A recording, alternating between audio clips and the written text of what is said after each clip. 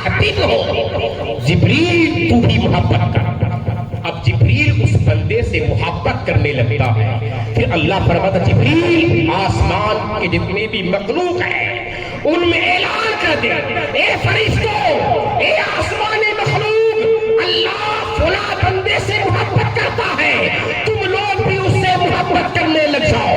اب آسمان والے اس سے محبت کرنے لگتے ہیں، پھر جبریل کو حکم ہوتا جبریل جا زمین پہ جا، اور زمین پہ بسنے والے جتنے بھی مخلوق ہیں ان میں اعلان کر دو، اے زمین میں بسنے والوں، انسانوں، چرندوں، پرندوں، بچھوؤں، سانپوں، شیروں، ارے سن لو، اللہ فلاں بندے سے محبت کرتا ہے، ارے تو بھی محبت کرنے لگ۔ جب جبریل کا حکم ہوتا ہے تو اللہ کی ساری زمینی مخلوق اس بندے سے محبت کرنے لگتی ہے۔ سبحان اللہ۔ یہی وجہ ہے زمین کی مخلوق اس اللہ کے نیک بندے کا تابع ہو جاتی ہے۔ شیر اس کے تابع، سانپ اس کے تابع، بڑے بڑے درندے اس کے تابع۔ ایک بزرگ گزرے ہیں ابو الحسن خرقانی، ابو علی سینا کے بہت بڑے فلسفی گزرے ہیں اس دور۔ ابو علی سینا عقلی علوم کے ماہر تھے، اور شیخ ابو الحسن بڑے روحانی انسان تھے۔ ملاقات کی غرض سے تشریف لے گئے، گھر پہنچے، گھر میں دستک شیخ ہے، گھر میں ان کی بیوی تھی۔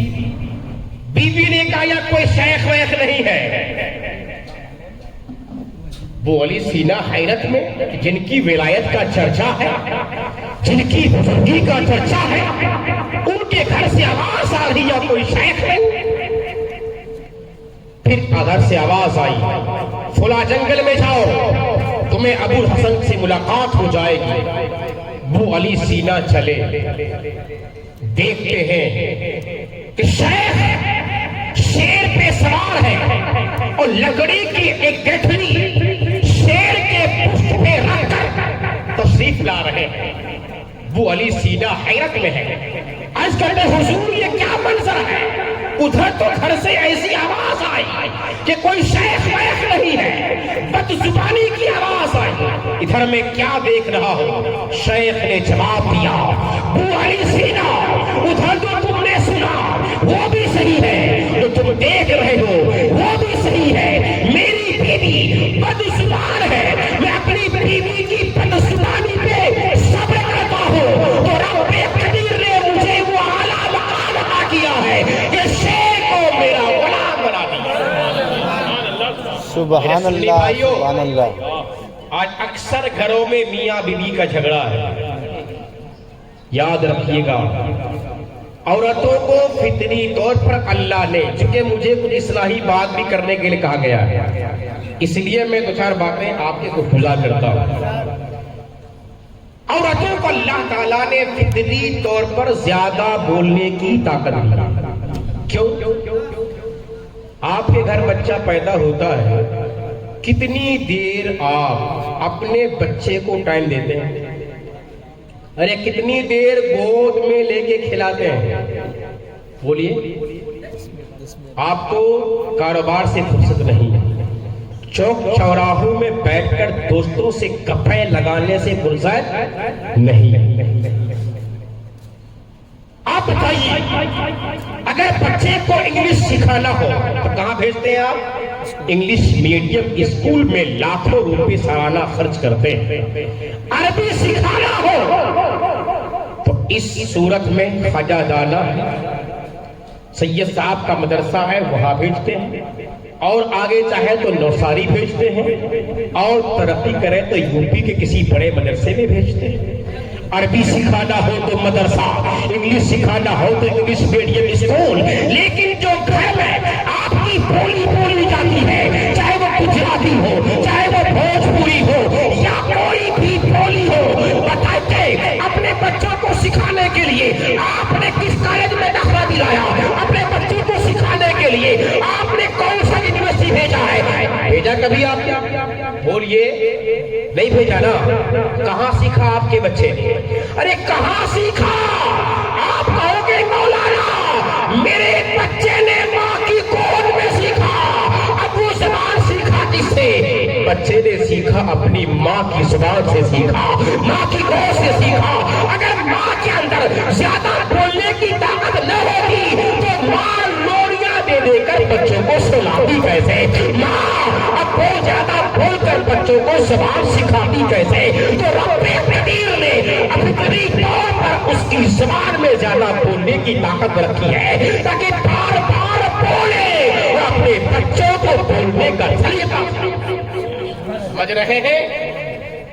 اگر آپ کو یہ دیکھنا ہو کہ کوئی بچہ گونگا ہو جائے تو اس بچے کو جب پیدا ہو تو اس بچے کو کسی گونگے کی پرورش بھی دے دیجیے، اور قریب میں کوئی ایسا نہ ہو جو بولنے والا ہو، ایک گونگی کو دے دیجیے تو قسم خدا کی وہ بچہ بھی گونگا ہو جائے، کبھی بولنے والا نہیں۔ تو بچہ اپنی ماں کی بولی سیکھتا تو فطری طور پر عورتوں کو زیادہ بولنے کی طاقت دی گئی ہے۔ اس لیے میرے نوجوانوں، اگر عورت زیادہ بولتی ہے اور عورت زیادہ بولتی ہے گھر میں، آپ اس کے بولنے سے ناراض ہو جاتے ہیں تو ناراض مت ہوئیے۔ آپ مرد ہیں، اللہ نے آپ کو طاقت دیا ہے، اللہ نے آپ کو صبر دیا ہے، اللہ نے آپ کو حاکم بنایا ہے، تو صبر کا مظاہرہ کیجیے اور عورتوں کے تانے تشریح، عورتوں کی طنز پہ صبر کیجیے۔ قسم خدا کی اللہ آپ کو اعلیٰ مقام عطا فرمائے۔ سبحان اللہ، اور گھر کے سبحان جھگڑے اللہ۔ دور ہو جائے گا، آپ کا شکوہ گلہ ختم ہو جائے گا۔ ارے ہم اور آپ کون ہیں؟ حضرت عمر کی زندگی سے واقعہ سنیے۔ ایک دیہاتی بی بی کی چرب زبانی سے پریشان تھا۔ ایک دن سوچا کہ چلتے عمر کی بارگاہ میں شکایت کرتے۔ گھر سے آئے، عمر فاروق کے حجرے کے باہر کھڑے تھے، روم بند تھا، انتظار کر رہے تھے کہ کمرہ کھلے تو شکایت کریں، لیکن باہر سے روم کے اندر کی آواز سنی۔ آواز کیا تھی؟ جس عمر فاروق کے جلال سے دنیا کانپ رہی تھی، اسی عمر فاروق کے حجرے میں بیوی کی آواز اونچی ہے، عمر فاروق کی آواز پست ہے، اتنی سماعت کی ہے۔ اب وہ دیہاتی سوچتا ہے اللہ کیا باز رہا ہے؟